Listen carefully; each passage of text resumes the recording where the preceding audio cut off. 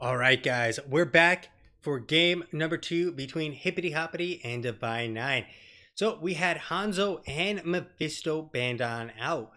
Felix getting a little respect there for his Hanzo play, doing some simple geometry. The Mephisto is definitely a worthy banning in my opinion, prior to them nerfing him. And finally, we're going to see that Genji and Tyrande banned on out. I like the Dahaka pick for Divine 9. What's interesting is we're going to see a Greymane with a Muradin.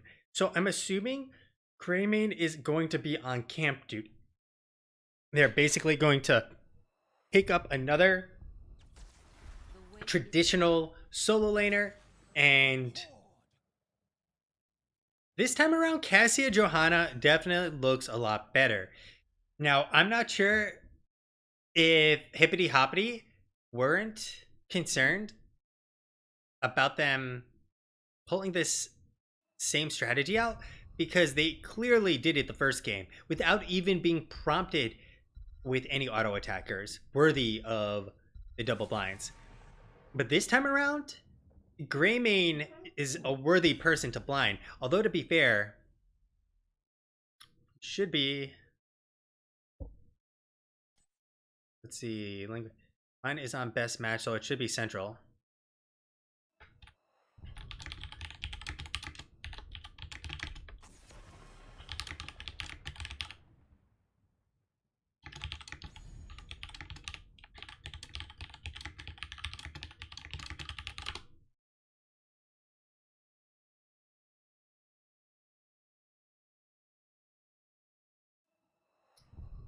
Western US, 4 milliseconds difference, baby. Now, I shall do what I must.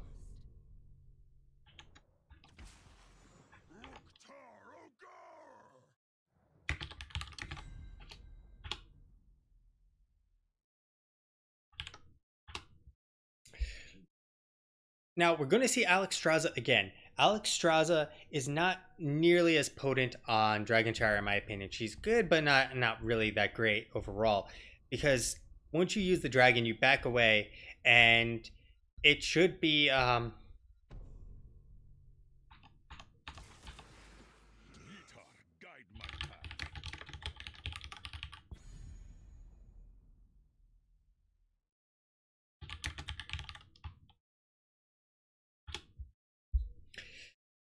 normally Alex Straza is better on maps where you sit for one objective to fight over, and this has well, there's two objectives to fight over. Now, I hear the call.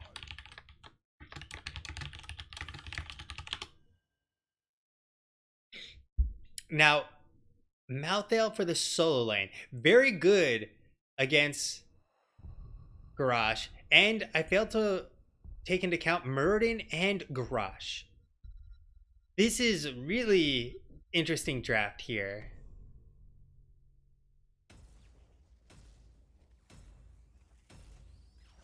Now, sorry for the interruption here with the draft, shooting the shit, as the kids say.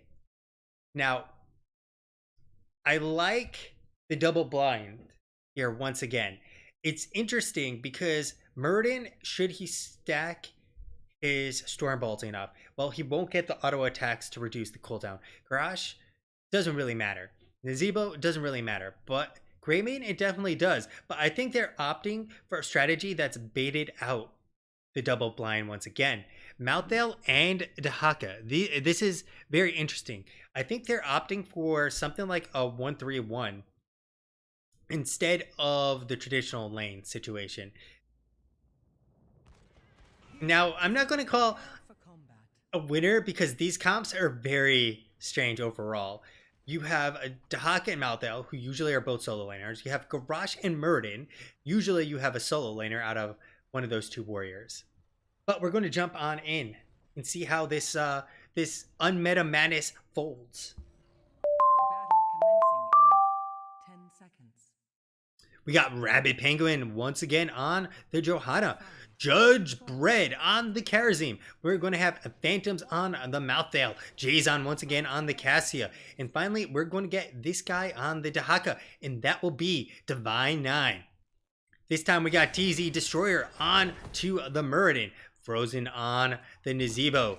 Dirix on the Greymane. T Bunny on the Alexstrasza. And Cap Charleston on the Garrosh. So let's take a look at what we have here. We're going to have the Warbreaker, Viciousness, Pandemic, Live and Let Live, and Perfect Storm. Very nice. A zombie wall there. Rabbit Penguin, however, will get out scot-free. We do have Dahaka on top, and he did push in the bot lane simultaneously before rotating top, which is, you know, a very nice thing to do as a Dahaka player. Catch that wave, come on top, and get double pressure across the map. And it looks like they're actually going to have... Oh, Cap Charleston! Time for your B-step prowess, baby. Because this guy just walked on in and just got annihilated by that. Oh, this guy not going to have anywhere to go. And with that, we have the... And Phantom next up on the list. And TZ, whoa, TZ, not going to get the stun. Phantom's juking and jiving, managing to survive there. And we have gone full clown fiesta, guys. Get out your clown cars, get your face paint, get out your red noses, because full clown fiesta has commenced.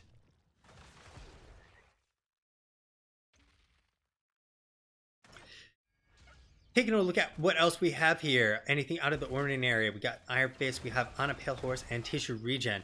Nothing else out of the ordinary here. So we're going to get Dirix doing what I thought, which is basically getting the camps. Other side, they already got their camps, which is taking some damage at this point. Jason and Judge Brad walking on forward. Rabbit Penguin is actually not on the point, which makes this a very awkward situation because you want your tank rotating onto there while your ranged DPS poke from safety, not in a choke point. TZ throws out that stun, going to whiff, but in the meantime, Cap Charleston still on top, still abusing Dahaka. Remember, losing the top lane is not that big a deal on this map, so it's a very interesting choice overall. They're looking for that stun, lockdown, go for the throat, I believe, onto Jason to finish him off.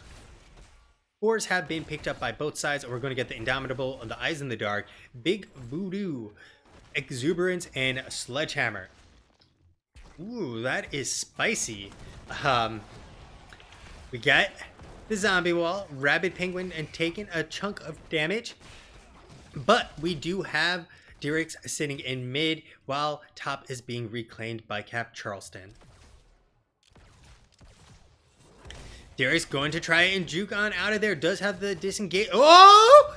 Does he? He gets the tap. Manages to survive. That was monkey-ass for Dirix. He actually sat out there, it seemed, a little bit too long. Wasn't sure what was going on there.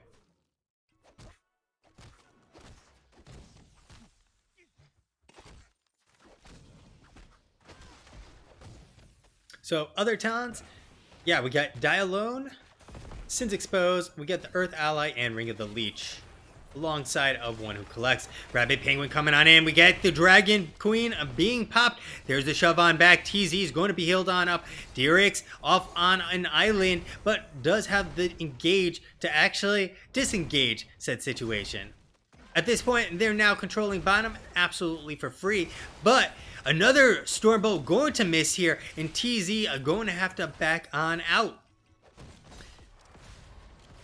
The Condemn pulling Frozen. Dirix, however, going to be the target now instead. Will be able to make it on out, and with that, if they have taps available, they can do so. But TZ is all alone. Dirix going to accompany him, but is rather low, so needs to be rather careful for any dive. Rabbit getting low. Dirix going to be pushing on in here. Cannot get over to Dirix, and Dirix just dishing out free damage all day long.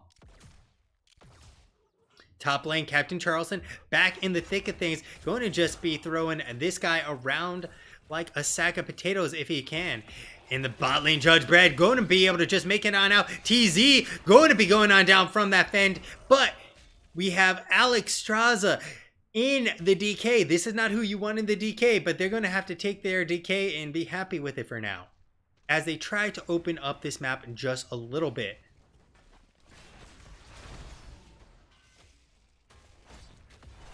Top lane, well, this guy has not pushed in very hard at the moment. Additionally, we still have a normal barrage build, which means that we're not getting anything too cheeky here. Alex Straza going to be popping on out. This guy coming on in, looking for the grab on T-Funny. Going to swing and miss. Captain Charleston, though, gets a nice throw on back. This guy has nowhere to go. And the zombie wall locking down Rabid Penguin is going to be enough. It will not be, because TZ going to be dissuaded from continuing forward. And a very nice groundbreaker there from Captain Charleston, getting himself 11 out of 15 stacks. So he's almost at the cooldown point. But really, this team comp seems to be all about getting level 20 on the side of Hippity Hoppity. Once again, we got Captain Charleston. I'm back in the thick of things in top lane alongside of this guy. This guy actually has basically no mana. So it's kind of interesting how much Captain Charleston has stalled this out. There's the Indomitable being popped and not going to be able to get the throw back into his towers. And he's going to, we'll have to call that a day. In the meantime, we do have Malthael clearing up mid, helping them get level 10 in the meantime. Dirix can rotate, but Phantoms is going to be coming on down from the rear. TZ going to be getting low, but T-Funny does have Dragon, I believe, ready to pop should it be needed. 10s are still around the corner. Not quite close enough to bait out a fight 10 versus 9. But, oh, Dirix going deep. Phantom's dropping below 20 HP. And the heal going to keep him up for now. He will manage to escape, and Pandemic has been completed simultaneously. Oh my god. Jason securing that kill. And Dirix being somewhere he did not deserve to be, or should not have been. And that's going to result in 10, 9, and a kill. Jason, though, taking a lot of damage from Frozen. There comes a Nazebo with the zombie wall to block him on in. But Judge Bread dishing out his judgment of gluten. Phantom's coming back on top. We do have the last rites. And this is a fight that Captain Charleston has no chance in winning. We don't have the taunt. We have a Decimate. Decimate is the choice here. Okay, this is really interesting. Instead of the extra lockdown onto someone like Cassia, they opted for the slow from Decimate. TZ going to stop their rotation. Frozen dropping the toads, and that's a lot of toads. Look at that shotgun damage, but the fend from Jason going to annihilate the health pool up until the point T-Funny drops that life finder, topping off Frozen where he's looking fine and dandy. But Frozen has no mana. He needs to go back fully, which is going to open up the bot lane.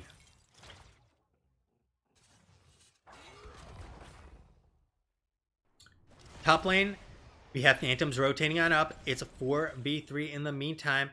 And, oh, toss on back. Phantom's going to take a chunk of damage from the towers. This guy comes in to join in taking the damage? Question mark? And, well, at this point, Phantom's sitting in the bush, going to be tossed on over. TZ here, they're looking for it. TZ does not connect with the Stormbolt, and Phantoms will be able to walk away. In the mid lane, however, Derek is keeping an eye on that DK and acting as the watchdog.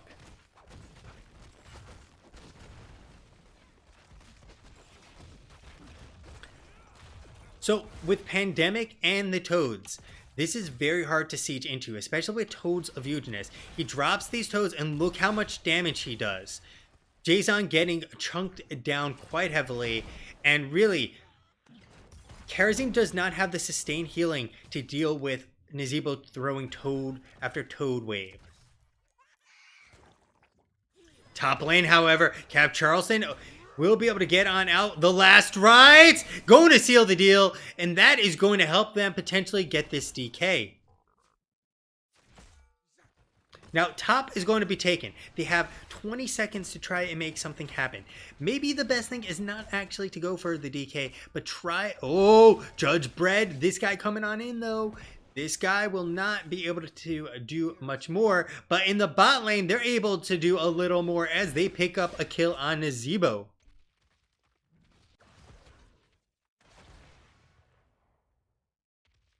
Siege Giants, not going to have a whole lot of luck here.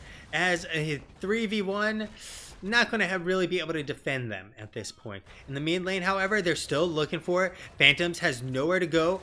And this guy, oh, Dirix getting collapsed on. The dragon going to be popped. The big old heal has been used. The knock on back, and they're still looking for the fight. This guy about to finish the channel, and they get the DK. But they are really low overall on the side of Divine 9. Getting a fort here at minimum is what you want. Nice knockback onto Dirix, going to keep them from dropping damage all day long. But remember, Nazeebo can drop those waves, which means that they are fighting underneath an open tower. Groundbreaker going to get the kill, help get the kill at least, because Nazeebo comes on in. The ice block going to stop the 7-sided from getting a kill there. And they have just turned this into essentially a 5v4, minus the fact that there's someone in the DK who cannot really do as much. There's the Decimate getting the slows. TZ still looking for the opportunity. There's the body blocks and the toss on back. This guy not going anywhere right now. The blind with the Fen follow-up. Captain Charleston getting low. Last rites is not going to be available. And the jump on out. Captain Charleston topped on off. And Judge Bread is about to go down. And they get themselves a 2. Now a 3 for none. Hippity Hoppity making that fight go drastically in their favor. This was a situation where staying with the dragon was not worthwhile. They lost 2 more members.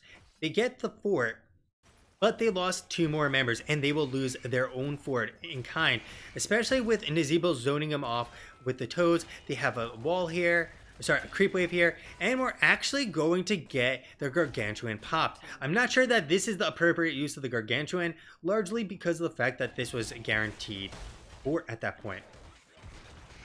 Both teams have traded 1 fort for 1 fort, but Divine 9 still has a 16 advantage, which is a very, very critical thing. They should look for the fight here. The shrines are gathering power. The Dragon Knight calls from within the stone. The invade is looking like it's going to happen here. Jason waiting for the rest of the team. They do not have all the members here. The Valkyrie going to pull back Dirix only partially. This guy coming on in. TZ going to go and get grabbed by this guy, the 7-sided. The leap going to actually be interrupted by the Blessed Shield. Very nicely done by Rapid Penguin. But Jason is going to be going down from Dirix, and Frozen dropping the toes. But it is a 2 for 1 in favor of Divine 9. And they pick up the siege. Bruisers pushing on in bottom. They need to stop this before they take a decent chunk of damage on their wall. Now, Rabbit Penguin is on the case with Phantoms and coming on up here to make sure that they can cap the top. But seeing as this is a 2v1, I don't actually think Phantoms will be able to cap this in the meantime. Additionally, Captain Charleston has the world's worst wave clear as he is Garage. Looking for it. Judge Brad coming on in. T-Funny being collapsed on. And there's the dragon being popped. The 7-sided, the knockback, and the toss. Captain Charleston manages to survive. Frozen! Frozen will get the kill with the beautiful zombie wall with nowhere to go. Judge Bread will be toasted. But they pick up the DK, but they have lost a member already. And Phantoms might be next up on the list. This guy, but the Blessed Shield trying to peel, trying to save the day. And Rabid Penguin is the hero that Divine 9 wanted and deserved. In the meantime, Dragon Knight marching on down to the keep. Dirix, though, doing as much as he can to poke it all day long. He's going to stop it from actually hitting him, which is beautiful and a great timing, making sure to ruin Jason push with that DK. They do get the wall opened up and a tower, but that's it as of right now. 16s did come online as well. We also have the Sixth Sense and Way of the 100 Fists. We have the Holy Fury and the Fanaticism once again. We have the Pierce with the Soul Collector and a Soul Siphon, and a Primal Swarm alongside of the Elongated Tongue. Other side, we got the defensive measures, the Earthshaker, the Alpha Killer, Running Wild, Ice Block, and the Soul Harvest. Life Unbound with the Draconic Discipline, Healing Static, and Stone Farm. DK about to be going down. The Blessed Chill going to be coming on out, but Muradin is going to be annihilated. Come on down, Frozen, because Jason has selected you for a brand new death. But that is not going to happen. With all of the damage Frozen has dealt, they are going to back on off, and they are going to have to be satisfied with just the Muradin kill.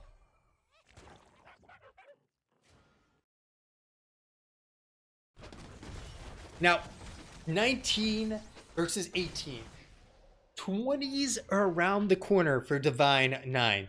They can play as safe as they want. Oh, Jason getting ballsy. Jason going in and face checking, going to toss him on out. Frozen does pop the Soul Harvest. There's the Life Binder. Frozen juking left and right, and they are split all over the place. The 7-sided is going to come on out, and they are not going to get anything out of that fight.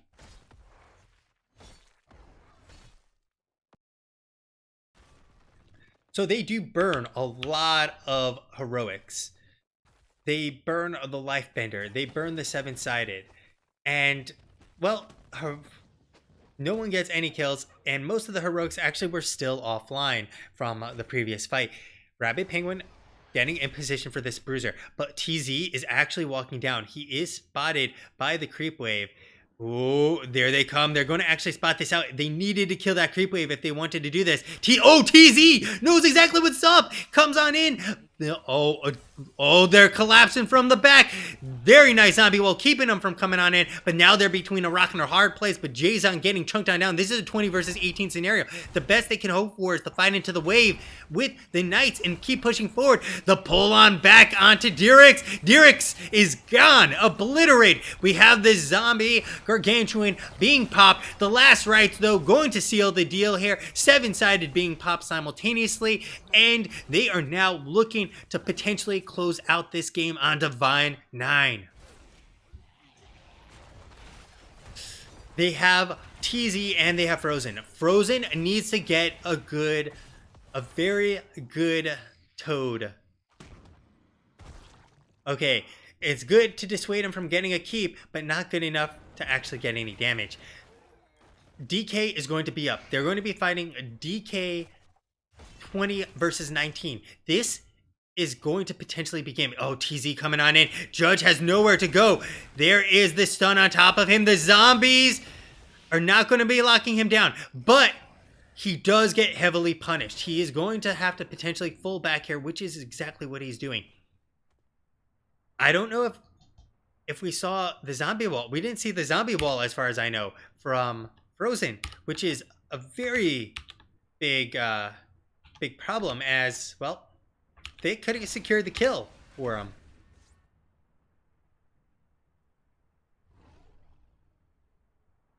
$20 versus 19. The lanes are pushed all the way back. You can see how far back they are, but they need to get 20s to help defend here. And taking a look, we have 154. Violent Infection almost ready to come online, and they need to get as much poking as they can. Rapid Penguin coming on in, smacking a Dirix in the face, and down goes the first keep. We have the Gargantuan being popped. Gargantuan is not going to be doing enough because it's in a slightly poor position overall. It'll keep the waves from coming on in. Captain Charleston does need to be careful. There's a nice stun from TZ. Destroy. Shields are falling on the core. We have the Toads coming on out, but it's only connecting on Rabid Penguin. Core's down to 75% and falling. Captain Charleston trying his best. Rabid Penguin going to drop the Blessed Shield. Frozen getting hit by the 7-side, but it's not going to be enough. Divine 9 makes the comeback for game number 2, preventing the domination against them. Well done by Divine 9, and this time this comp worked a little bit better for the Cassia and Johanna combo. Taking a look, Nazebo on another freaking planet, 101,000 damage. What planet is Frozen from? 61,000 for Jason. And then the numbers continue to fall. 50, 49k for Dirix, about 48k for Phantoms, 43k for Captain Charleston. But when it's all said and done, I don't think the garage pick made a whole lot of sense overall for him. It ultimately, I think, hurt him, especially without the taunt there. Hippity Hoppity, I don't know if they were, just having some fun, but I don't think the garage was really the go-to there for him, especially after they get the last strikes from Phantoms as the Meltdale. It just becomes Value Town all day with last rights. And Alex Straza can do very little to save him, especially if last rights popped before the Lifebinder or after Lifebinder is used on someone else. Now,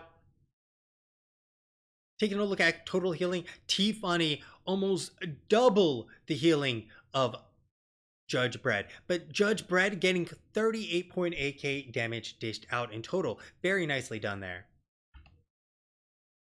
Oh, son of a bitch. No, you guys can't see it. There's some bug. I need to figure out what's going on here. That it doesn't actually load all the time. All right, so you guys can see the numbers now, but you were hearing what I was saying anyways. In terms of tanking, Rabid Penguin getting 91k of tanking done. TZ Destroyer 85k, and the numbers continue to fall, with Garage actually getting the least amount to tank in due to playing in the solo lane. And both this guy and Phantoms out of their mind XP, 5,000 more XP apiece than the next closest, which is why that kind of went off the rails a little bit there for Hippity Hoppity.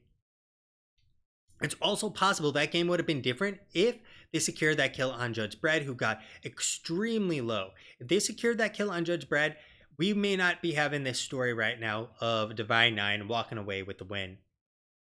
And in sieging, well, Mouthdale, 147k sieging. Jason, 136.8k, and Rabid Penguin with 111,000 or almost 112,000. And the numbers fall after Frozen and this guy, who are still in the 100,000 plus range. So congratulations, I guess, is due for both teams, and neither team securing the 2-0, but both teams showing that they have more than what it takes to actually win versus each other, showing that indeed these standings are pretty accurate. They're both very close to each other, which means that, well, we got exactly what we as viewers and casters would want. A very even matchup between both teams. And we got some very interesting drafts overall by both teams. So thank you so much for both teams for playing something a little bit interesting, or well, a lot more interesting and definitely different than your traditional meta.